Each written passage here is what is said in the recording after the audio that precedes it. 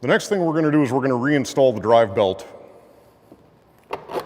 Remove the clutch service tool, open the plastic out of the way, insert the clutch service tool, and open up the driven clutch to ease an assembly.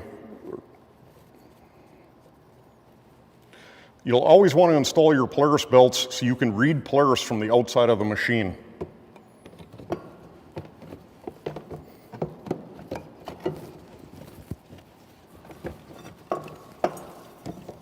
Rotate the driven clutch to help with belt install. Once the belt is installed, turn the driven clutch tool out while rotating the driven to pull the belt into the sheaves properly.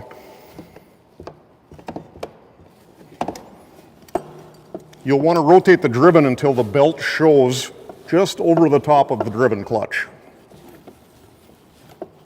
Reinstall the belt tool, and your drive belt is ready to go for the winter.